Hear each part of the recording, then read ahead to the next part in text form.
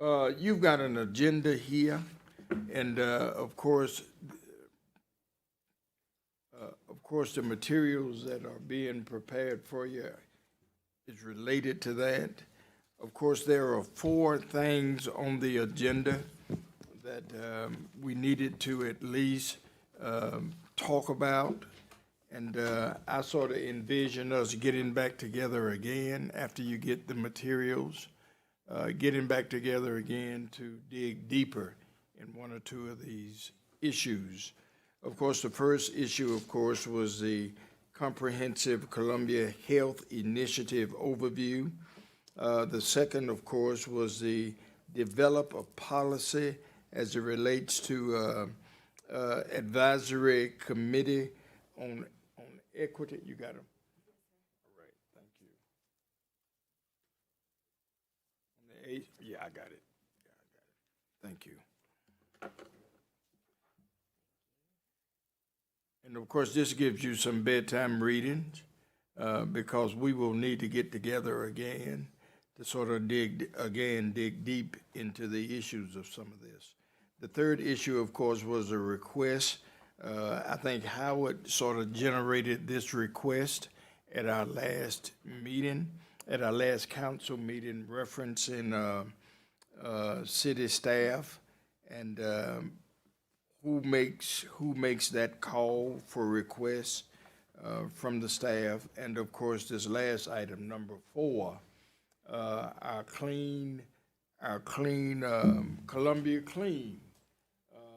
And I think what I'm going to do, I wanted Clint to be here with us today because a part of that presentation includes water, and a part of it includes Robert. I wanted to make sure that we could at least start moving on this particular issue as quick as possible. The other 3 issues, as I envision our time together, is to look at the material. We will digest some of what we have in the materials that you have, and that we set another time for us to dig deeper. Now, have we set a meeting for our next time together? And I want to do this as quickly as possible, just to make sure that we can get things before council in a very expeditiously way. We're in the middle of scheduling some other committee meetings, but I think the earliest you all could reconvene would probably be May 17th. Now, that does not interfere with anything else. I know we've got, okay. All right. Okay. Let's move forward. I want to talk a little bit about our Columbia Health Initiative Overview. I have Pam with us today. Ashley is in the background. She's using her computer. This is issues that we started talking about last year. Prior to the electing, we had an old council, of course, not an old council, but our previous council that was old. This conversation sort of came out of conversations that I was deeply concerned about, and that was the health disparities within the city of Columbia. As you know, in 29203, we have the highest number of amputations, heart disease, diabetes, hypertension in 29203.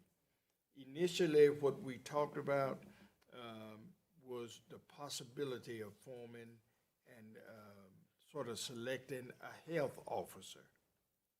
After having that conversation with members of the committee, it was not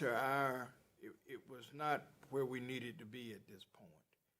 Instead of the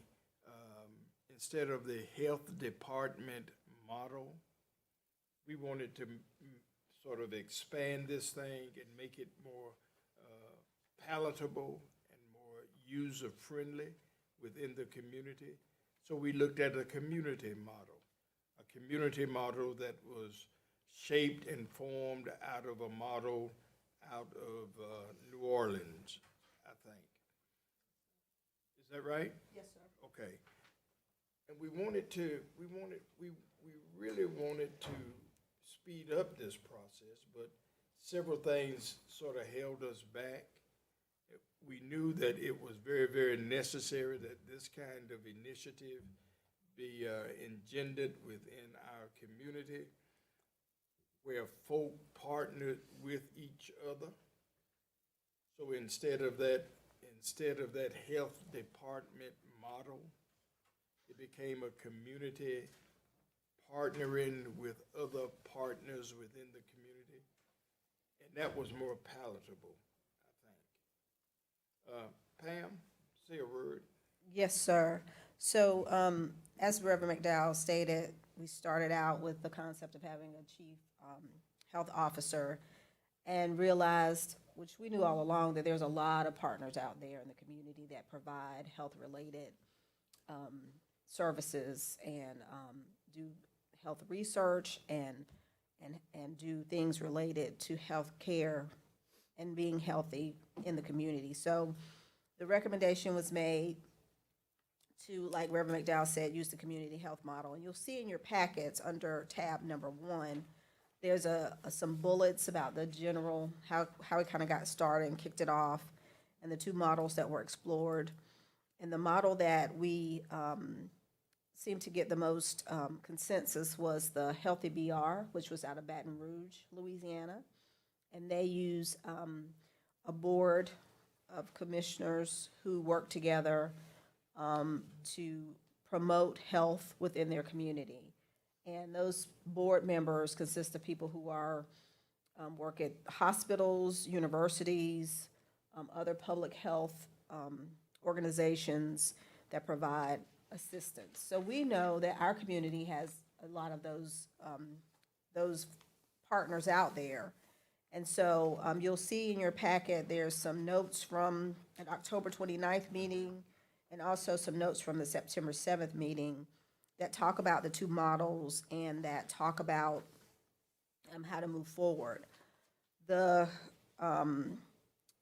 committee kind of left it where they were exploring the concept of having a board and committee, council to appoint those members of the board and committees from our partners, university, the hospitals we have in our community and other health-related organizations. And then the board would be formed, and then the board would decide on the vision and the deliverables for this community health initiative. And so that's kind of where we left it back in October of last year. Reverend McDowell wanted to revisit it once we had a new council to see, what were some input from the new council members. So that's kind of where we stand with this community health initiative. But it does, like I said, there are several documents in your handout that cover the models, what we researched, and then where we stand now. Well, Did I leave anything out? No, I think you hit it head on. One of the issues, of course, one of the concerns, of course, was the reason we didn't finish our work in terms of what was the next steps is that we ran into something called elections and campaigns. And, but we wanted to make sure and ensure that this issue was going to be one of those issues that would remain on the surface and not be swept under the rug or placed in a bushel or under a bushel. So what I'd like for other members of this committee to do is to peruse the document. We will call another meeting. We have recommendations that we explored back in October and sort of presented. Is that right, Pam? Yes, sir. That we presented, I think it was October 31st. 29. 29. What makes the difference? 7 days, 6 days, huh? And that we get together again to dig deeper into this issue and whether or not we want to do it. I'd really preferably like to see us do something like that. There are medical issues in all of our communities, particularly, and because this is not just a national concern as it relates to amputation, but amputation in 29203 is the highest. Statewide, citywide, and I have not looked at the national numbers for that. But all three of those hurtful and harmful diseases are pivotal in 29203. And this board will sort of give us some idea comprehensively how we partner together. So in your studies and in your study and of course in your perusal of these materials, that we get together again and dig deeper into whether or not we really want to do this thing. I really like to see us do it. That's just one vote though, isn't it? Any questions, Joe? Yeah, please, Aditi. Okay, thank you. Yes, sir. I just have one question as part of this. Is this a confusion of the issues, or is it part of the issue? And that's with the acquisition of the hospitals in Columbia. I mean, do we look at hospital services here as part of this to make sure? Because, I mean, at some point in time, we probably need to be prepared. I mean, who knows what happens at the Providence Hospital space, at the Baptist Hospital space, today we don't have a locally owned hospital in Richland County. Well, that's true. Well, one of the things that we talked about and wanted to make sure we included was where the hospitals were, how those persons relate to this committee from the hospital. Now, the other part of that question, Joe, I can't answer. Okay, But I think right on the surface, we talked about participation. One of the things, and when I say participation, as you know, we just broke ground on Gonzales, the Oaks over there. MUSC we've had some conversation with them about them setting up a mobile, having space in the Oaks over there for those persons who are going to be in that senior care facility. that's what really kind of, so we would, part of this entity would address would be clinics and so forth in and around the city. Yes, sir, I would think so. Don't you think? I think that's generally some of the things that we talked about as we identified some of those persons. Yes, sir, we certainly did. We did talk about, and council has talked about this prior council has talked about, not having a hospital that's, now that, Charisma Health, I don't know what they're called now. Don't they have a new name now? They're been acquired. Greenville General. In Greenville.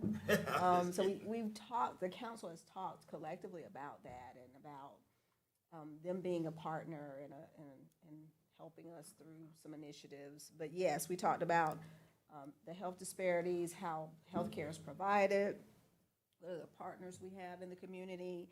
And also we talked about how this committee could help guide council during any kind of health-related emergencies or crisis, like the pandemic.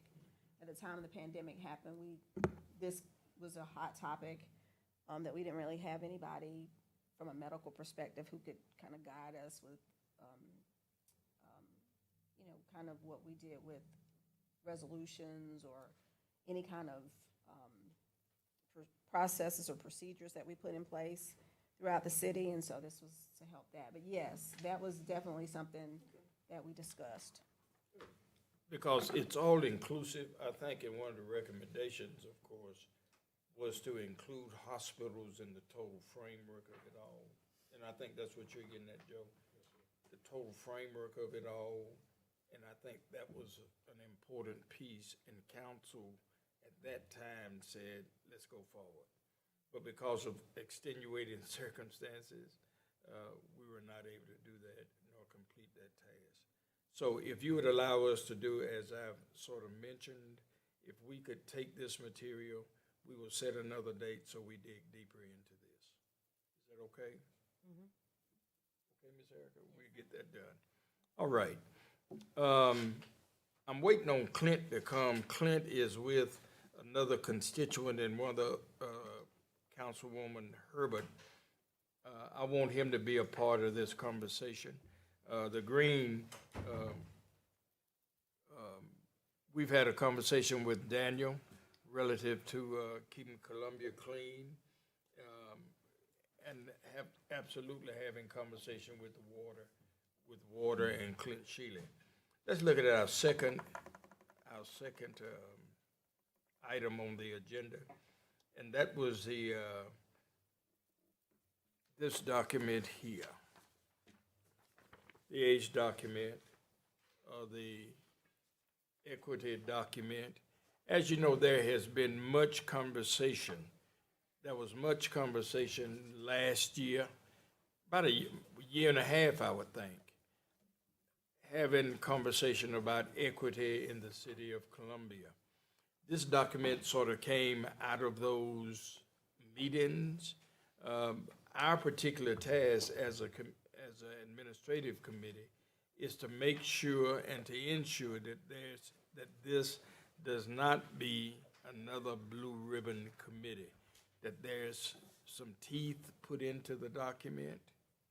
So you've got this document here that I'd really like you to peruse, to read, and that we do the same thing that we're going to do with the issues we just talked about, that we come together again to dig into the weeds of it all. Have you all seen this document? You've seen it? I've seen it, yeah. You haven't, well, Joe hadn't seen it. And that's why I think it's very, very necessary that all of us on the same sheet of paper in terms of having the documents before us. When I seen it a few weeks ago, that was my first time seeing it. So I'm glad you've seen it before. I hadn't seen it. So this is one of the committees that was established. That's correct. By council, one of its special committees. So in that big binder that we gave you all, in there, yeah. that has all the committees in there, the ACE committee is included in that. So in your documents that you have in front of you, it talks about the aim of the ACE committee, which is your first, well, I guess it's like the third page. And it talks about what the goals were of the ACE committee. You will also see a list of the members of the ACE committee listed here. And of course, this was a committee that was formed by a prior council member. And so, you know, this is kind of where they left it, was they created the committee, had the members chosen, other council members were able to recommend members to the ACE committee. And they had some of these bulleted aims or deliverables that they wanted to try to achieve. They did accomplish establishing the definition of equity, which is in your binders as well, that first page. And so that's kind of a little bit of the information that's associated with the Advisory Committee on Equality. Okay. I must apologize, I didn't get my binder. I purposely left it somewhere. So it was in your binders. Yes, sir. That It was in the binders. It was in the binder. I didn't see it because I did not review the binder. So let's spend a little time with that. Let's spend a little time with that so that when we meet again, we can dig into this again. Is that, because Joe had not seen it, I had not seen it until a couple of weeks ago. We okay? We feel okay with that? Yeah. All right, sounds good. Let's look now. There was a concern brought to council, and I think the concern was generated by Councilman Duvall relative to the voluminous number of documents. I forgot to mention something, I'm Oh, sorry. I'm sorry, go ahead. About ACE. So, Okay, good. Prior council, there was a study that was conducted, and it's in your binders as well. The City of Columbia and Richland and Lexington Counties Racial Equity Index Summary. So that's additional information to go towards number 2 on our agenda. So I didn't want to forget that that was in there. Okay. Yes, ma'am. Oh, I'm familiar with the Racial Equity Index summary. I was on that committee with Councilwoman Devine to develop the results of that study. And I'd like to see us explore potentially, since equity affects many different groups of people, perhaps we look at broadening the ACE community to include racially diverse people with different sexual orientations to come together and deal with issues of equality and equity. Because I think my biggest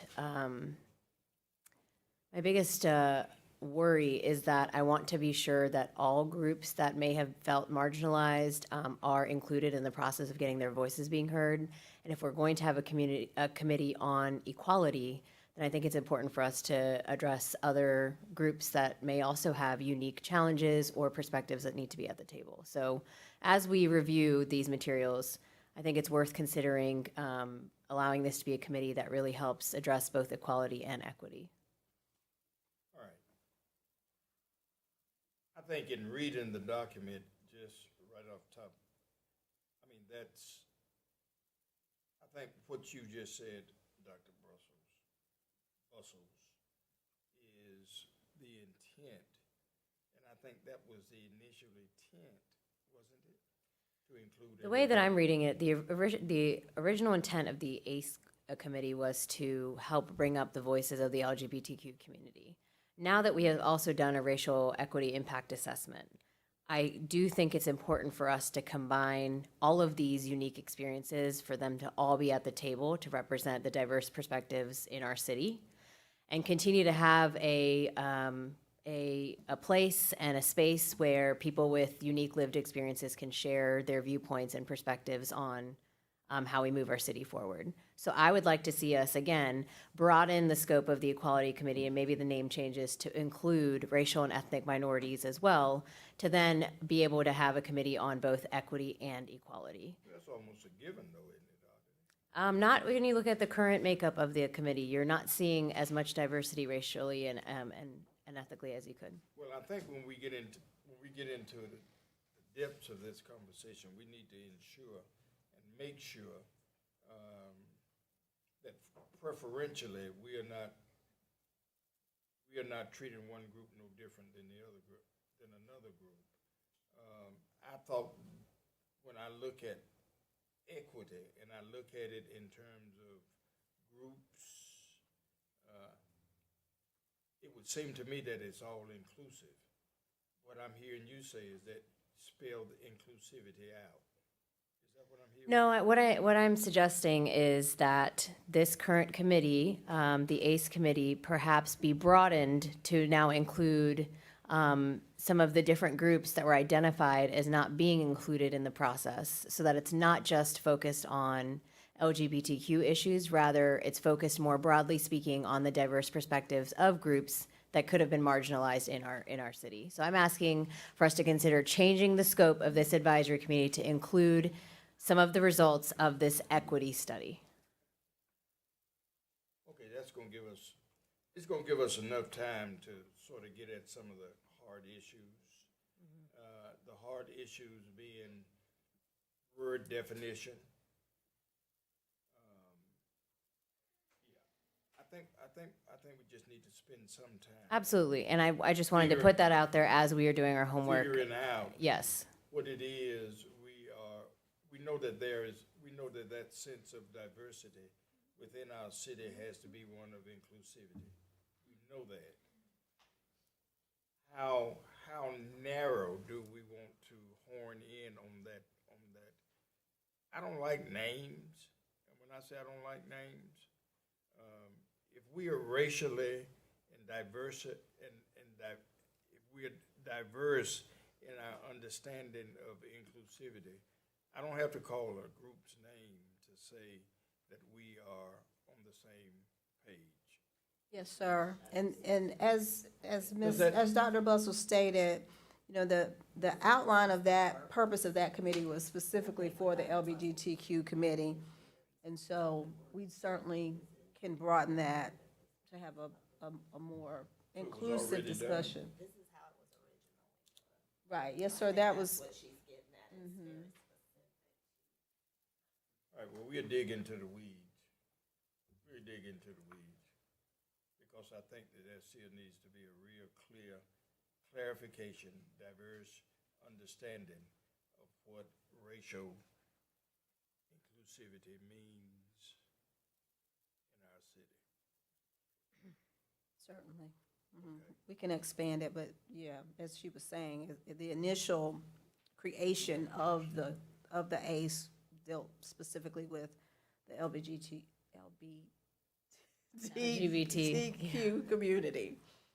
So And there's a model in Charleston that we could take a look at that allows all groups represented from all different, again, marginalized or vulnerable populations that haven't had their voices in the decision-making process that could then help expand this committee. So I would ask that by May 17th, we all kind of regroup, and I'm happy to share more information about that and see if we can, What's May 17th now? possible next our meeting. possible next Possible meeting. meeting? Yeah. That we are able to perhaps expand or kind of shift the focus of the current ACE committee, which again focuses exclusively on one population, to include multiple other groups as identified by this racial equity study that can also help cultivate an inclusive Columbia.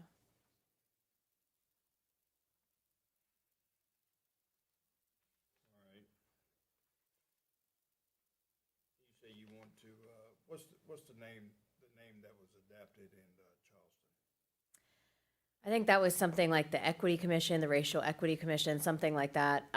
You know, we can do what makes the most sense for Columbia. I think similar to us having examples from other cities as we think about the first agenda item you went over, it's always nice to see what other cities have done. So we can take a look at that and see if Charleston's model would work here. Okay. All right, May 17th. You got that, Erica? Thank you, ma'am. All right, any other questions? Any other questions? Item number 3 deals with item number 3 has to do with an issue that Councilman Duvall brought up and referred it to our committee. Request city staff by council members. I think Howard's statement was that the information was becoming too voluminous, and we needed to have and develop a policy that would at least give us some process of requesting information. Is that right? You all remember that? I'd like to make a clarification. I had requested at a previous council meeting a report on Bull Street. This is the report. Ms. Wilson sent it to him. Very well done.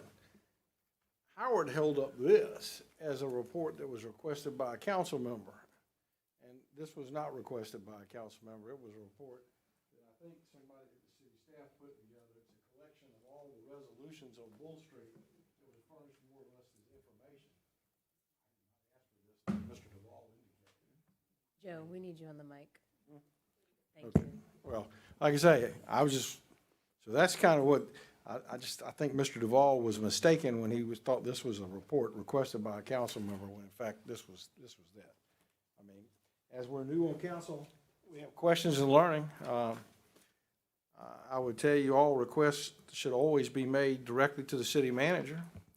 If she thinks they're cumbersome or burdensome, you know, I think we're all grown up enough to take the suggestion from her. And I would hate to see us have a policy of some type that says you've got to get a majority vote on city council before you can request information. Well, I think one of the issues that came up was the tracking process. Yes, sir. And So- how do you track that? And how do you track that, whether you do it formally or informally? Is that correct?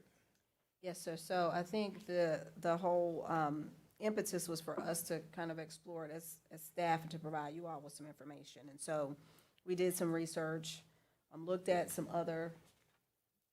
another place. In your handout, there's the City of Lawton's.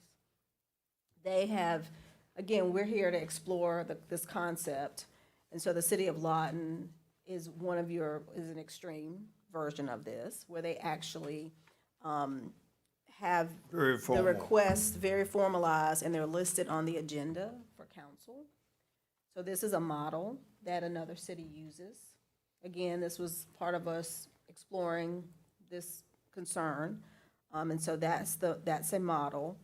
We've also provided in your handouts a request form that could be used, because people are handling this different ways throughout the country. The model from Lawton was kind of the more formalized, very structured model.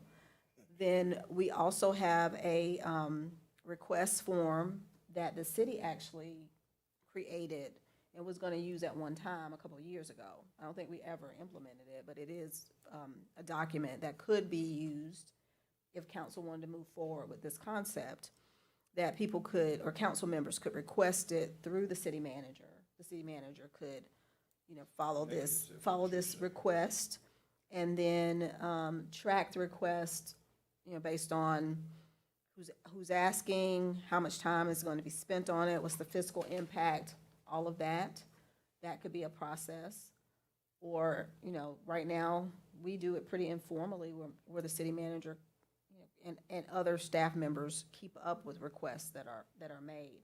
Again, we're just staff who are charged with exploring this concern. And so, again, we see the extreme where it's very formalized to a form.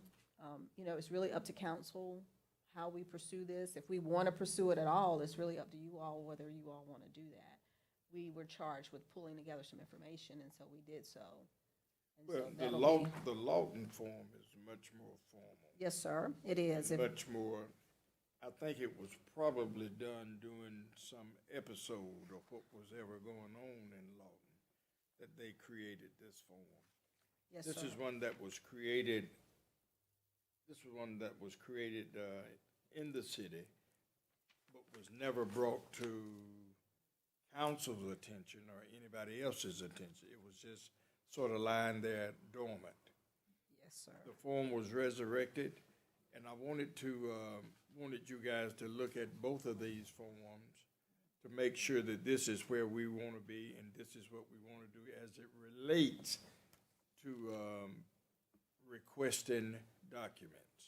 Yes, Now, sir. one or two things, and I think I may have mentioned to you all, that I had an issue with core services and supplemental services. What does that mean? And how does that involve you? What are those two things? I got an idea. I think one has to do with solid waste. But what are the other areas, both supplemental and core services? But before we jump to that, if you don't mind, could we just go back to the larger question at hand, which is whether or not there needs to be a formalization of requesting information from our staff? And I would say no. I think we are not even 6 months into our new position. I'll speak for myself. I'm only not even 6 months into my position. There's a lot of questions I have. There's a lot of context that I'm asking about. And there's a lot of different things I'm learning as I'm going. And the flexibility that City Manager Wilson has provided for me to be able to talk to her staff directly while keeping her informed has been the best way for me to understand and how to do my job well. And so I'm not in favor of us formalizing any policy to do this. Well, Dr. Brother, we're not in a position to vote yea or nay. That's not our Right, position. so I'm telling you, my Well, recommendation Let me is- finish. We're not in that position right now. What we're going to do, as I've said earlier, is that we're going to dig into this. Some of the things that Joe and I talk about, that you and I talk about, are things that are perhaps not staff-related, but things that could be experienced through conversation. Mr. McDowell, but I would have to say that we can vote yes or no on this today if we wanted to. If we don't think this is something that warrants additional discussion, why would we want to prolong it? No, we can't, we're not in the setting to vote yea or nay today on this. Now, what I think what you can do parliamentarily is to say, no, we're going to refer this to council, and a vote from council says that the report given to the administrative committee was voted down by, not voted down, but the consensus of this committee. It's not a vote, it has to be a consensus. I respectfully, sir, would think that what you would do in the committee deal is vote to either move it to council or end it at committee level. But that's what I'm saying. That's what I'm saying. And, I think and if we're not in, we can't, just like executive committee, we can't vote in the executive committee. We are in committee. So I guess I'll Wait, take go back ahead, what do I'm one saying. second. My recommendation, not vote, my recommendation back to city council would be for us to not pursue this. Teresa Knox, were you going to say something? That's correct. That's what I was saying. It's not a vote. That's correct. I mean, again, you know. Well, I think the issue that Howard brought up was that there was voluminous reporting that were being asked of staff, and that reporting was voluminous. Mr. Duvall, No, McDowell. Mr. McDowell. This is what Howard represented, and this was not requested by a council member. This is the binder he held up at the meeting. This is the report that was requested. Mr. Duvall was incorrect. I've had a private conversation with him about that. I mean, again, this request was made to City Manager Wilson. She sent it back fairly post haste. Honest engine, this is information. I'm going to assume it was generated off of this report, but I already had all that information. There was no need for me to ask for that. So, I mean, I would ask, if I could, has it been an issue?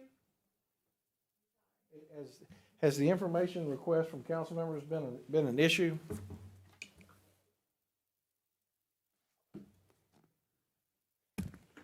Let me say this. No, it's my job to provide information to the council. It's the staff's job through the assistant city managers to help me do that. I think as with any newly seated council, to the point of context is not sometimes there for you for things that have been historical. And so my intention, if you ask me for something, is I'm gonna be very thorough in what I give you. I'm gonna try to the best of my ability. Is that time consuming? Is it voluminous at times? Probably yes, depending on what it is, but that's our job. And so I think what you find with, as ACM Benjamin was saying, because we were asked to do this, we were just trying to give you a flavor for what other cities, towns, counties do, because what you all are talking about, it ebbs and it flows. I've been through this discussion with other councils, and we work our way through. And is there a need, maybe not right, and maybe you're gonna decide, it sounds like not right now, for some type of order to the requests that come in. The more seasoned council, the form that Ms. Benjamin shared with you, Mayor Rickman asked for that form to be made a couple years ago. It wasn't when he was a new member of council.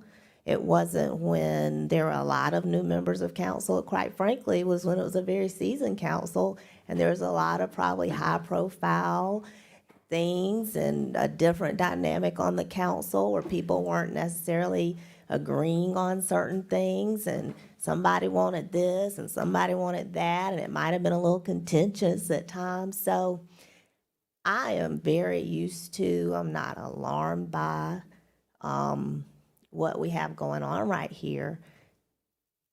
I'm always going to be honest. And yes, which we knew this coming into a new council, it's a lot, but it's okay. And we're going to make our way through it. Whether you all want to formalize something right now to help with that, that's fine. If you don't, we're going to keep on doing what we do because that's our job. And I can't say that we're perfect, and I can't say because of the volume of things that several new members are asking for, and because I feel like sometimes when you ask for something, again, you don't have the context behind it. So I'm going to probably give you a little more, and then we meet. I mean, it's not just the information and getting them. Sometimes we're meeting. I have tried to be flexible about you all meeting. That's why I really do lean in on our assistant city managers, who I think are phenomenal, and our public safety folks. I trust them. They know I don't like surprises. They are an extension of me for your benefit so that we can give good information and give thorough information. If you all want to have a form, if you all want to have a process, it does not matter to me. If you don't have one, we're going to keep on trying to do what we're doing.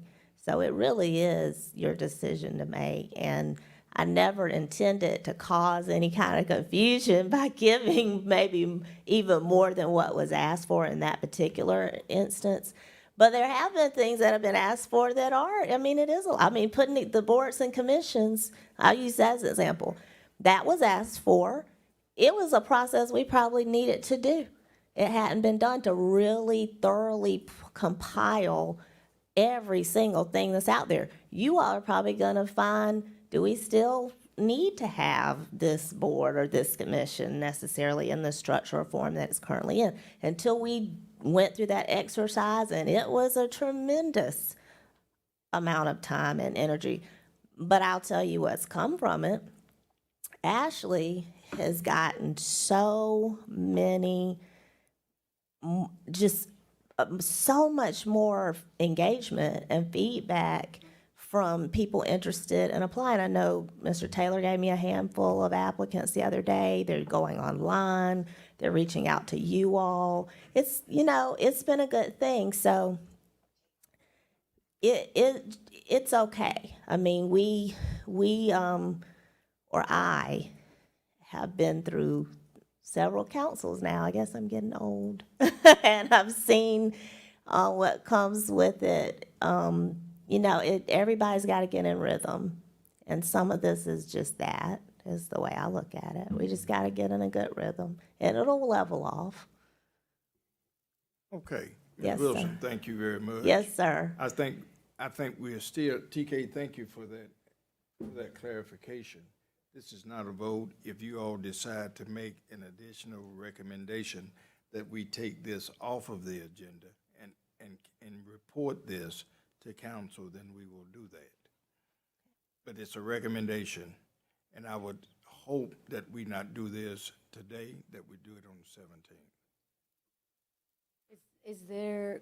Could I learn a little bit more about why you would want to hold that off? Why not? I mean, this is a council of action, Mr. McDowell. We get stuff done, so let's get this done. Wait a minute. You get things done? We get things done. Or you get things done? We get things All done. right, I just wanted to make sure. I said we. She said we. I said we. She said we? Yes, Said I we. did. Well, I'm learning from you. no, you're not learning from me. There's a conversation, well, anyway. Mr. McDowell, I would like to not move this forward as well either. I think it was based on an incorrect statement by a council member, and I just don't think it should go forward. All well and good. Make the recommendation. I recommend Joe? that we not move it forward. All right. So noted. All right. Please note that this is not a vote, and the record will not so indicate that. Will, Clint, let me just say upon word reference in that, at some point in time, there may be a revisiting of that. And when that time comes, if we need to do it again, we'll do it again. Yes, sir. We want to talk a little bit about an idea that the mayor and I, and of course we, A clean team. We all drive around this beautiful city in the Midlands and see litter, landscaping that needs to be done. And a lot of that falls outside of the realm of what we do here at the City of Columbia. So I would like to have us take ownership of not just within the municipal boundaries, but really own a lot of the beautification, the litter pickup, the stormwater and water cleaning activities from gutters, storm drains, drainage ditches, the broad spectrum of what makes us proud to be citizens here in the city. The way our communities, our hospitality districts, our gateways, our interstates is very important to everybody. So I wanted to bring the concept forward, ask for feedback, hopefully from your guidance, Chairman, is to turn it over to staff and maybe come back at the next meeting with some ideas about it. You can see the task list that generally I put together, and then I backed into the reasoning, how we fund it. All these tasks point to the Columbia Water Department and the importance of these tasks. So bolting it to Columbia Water, I think, is a natural fit. And then we talk about temporary hires during the peak season of yard waste. I think Robert can speak to that a little bit. 20 to 40 part-time employees are hired during that time. Well, why not keep those folks on a career path year-round and start off a Columbia Clean Team based on that? The 4 water districts branch out outside of the city limits, so that's a natural fit to reach outside the city boundaries. And then we get into possible equipment that's needed. Salaries, I think, would be comparable for the entry positions, and just how we can build these careers through ways to move up in Columbia Water in the City of Columbia. So it's general topics we've discussed, but pulling it all together, justifying the revenue to make a difference, I think is important. So I just wanted to bring that to the committee today for your consideration and feedback. will you have additional information, say perhaps ready for us on the 17th? I think with Clint and Robert's feedback on the general concept, we could definitely have something, and your feedback as well. Yeah, we'd certainly like to have something going into the summer, something that would really prove to be beneficial and, of course, beautifying to our city. Right. Yeah, if we could have somebody 17th, that would help tremendously. Yeah, and comments about what's missing from the operation, the tasks. You know, we all, I think we all, Mayor Rickman mentioned youth cleanup programs that could be managed by this program. And do you have an idea of a budget? I will work with them. The 24 employees And you're talking this money would come out of water and sewer? Water and sewer. They're Say we Columbia can. Water employees. I thought initially that's what we talked about. And that's what we can get feedback, where that needs to come from. Okay. I think, Certainly not out of water and sewer. I mean, I know Joe Azar knew him well. And, yeah, let's at least find an applicable way where that could possibly happen without touching or even resurrecting water and sewage as a possible source of income, possible source of revenue. yes, sir, and I think, and thank you for the opportunity. I think is certainly legal's input is very valuable there in light of past lawsuits in terms of the available funding. We do have our stormwater fund as well that potentially could support activities within the city. I think when we go outside the city and the folks being inside the city that pay the stormwater, we've got to work through some of those issues as well. But we can take these points, Councilman, and put some cost to that and some ideas. And I know, Robert, you've also got, we had a program that we were working on before the pandemic started with transitions in terms of employing homeless individuals to help us with not only litter collection, but beautification efforts. And so we were preparing that budget, and the pandemic hit and that ceased, so we'd like to potentially resurrect that as a possible option as well, to employ some of the homeless in the area and give them a sense of purpose as well. So I think there's a couple ways we can attack this and come back to you with some proposals that, we can at least talk about what our next steps would be then. So happy to do that. Thank you. Couple of quick comments, real quick. I mean, I'm totally in favor of improving the appearance of the city. I had a nice ride around with Mr. Anderson last week. I would put painting the curbs and painting the medians as a key part of this. I just want to echo Chairman McDowell. I have a real concern about taking the funding out of the water department. I mean, looking ahead at some budget things that we've discussed in and out. You're gonna have a real issue on your rate case, by the way, if we keep taking this kind of stuff out compared to the other stuff we're doing. And then, I guess the last piece, be cautious on the stormwater. I mean, that's turned into a de facto property tax, and I was afforded a report of all things that gave some stormwater charges on things like auto dealerships and shopping centers, and we're not talking about $100 or $200 or $500 or $3,000 or $10,000 or $15,000 stormwater charges. We're talking $30,000 annual stormwater charges, and I think that's something we're going to have to address as we go over time. So just be cautious on that. I personally think, and I suspect that we can deal with this at our retreat when we begin to talk about priorities. But I think the appearance of the city needs to be one of our 3 or 4 top priorities. Because I think our assets set the example for everybody in the city how our property should look. And I think it's that important. I mean, Well, I think you're right. I think there's a hybrid that to be Yeah. had, so. And I think it leads us into a conversation where if it's not stormwater, if it's not water and sewage, it has to be something that's going to generate a kind of cleanliness And Mr. Chairman, within. it's a beefing up of what we currently have as Yeah, well. that's correct. And that's what it does. And I think, in all honesty, Clint, if you all could bring to us something that I want to say doesn't include any of what perhaps Mr. Taylor has talked about, if there's some way we can do this, because I think each of us know that a clean city is a safe city. And right now, that is apparently not happening. In some areas it is, and in some areas it's not.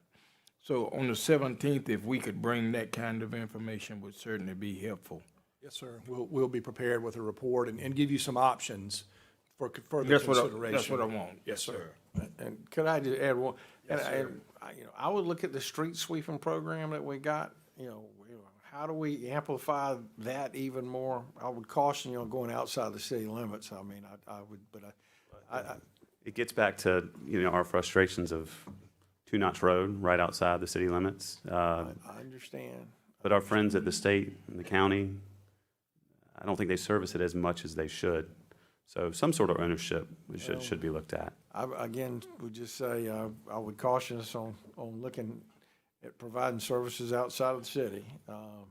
But I do think that, that street sweeping and general appearance is a. Right. And that was the original thought, was we service our water system outside the city. We protect our stormwater, our waterways outside the city. No, we do stormwater outside the city, do we? So the tie with the storm would be just overall pollution prevention and source water I protection. understand. No, I totally understand. Like I Yes, said, sir. It's the root I of it. support I guess what I'm saying is, I think it's a big enough priority where you should think in the city, but think bigger in the city, not lesser in the city. I mean, Great. again, like I say, street sweepers, getting the curbs painted, getting the medians painted, buying Roundup by the tanker load, coming up with designs that don't take manual labor with weed eaters, that can be more automated with clippers and grass cutters. And I mean, Mr. Anderson, I rode around with last week, had some unbelievably good ideas. So that type of thing. Perfect. Thanks for We y'all's look time. forward. Thank For sure. y'all. Thank y'all. Thank y'all so much. Yes, ma'am. Chairman, too, as the discussion continues, if we can include public relations. If we did what now? We can include public relations as it evolves. All right. Which I know Clint and those have great public relations staff with Robert Yanity, but I know Leisha, and just looking at some of the different flyers that external folks are utilizing and that sort of thing. If we build this up, we want to be able to include them on the front end so we can market it as well properly. Okay. And hopefully, we can get this done on the 17th and be ready for the summer. Based on Ms. Wilson's statements, Will, if you'll hold on just a second, I do think one of the things we need to see what we can do is, how do we build it as a community pride program? I mean, where we recognize businesses and homeowners, who are doing an exceptional job of making their, showing pride in their place. I mean, how do we figure out ways to create incentives for people who, and I mean by monetary incentives, I mean, sometimes it's yard of the month and bad yard of the month.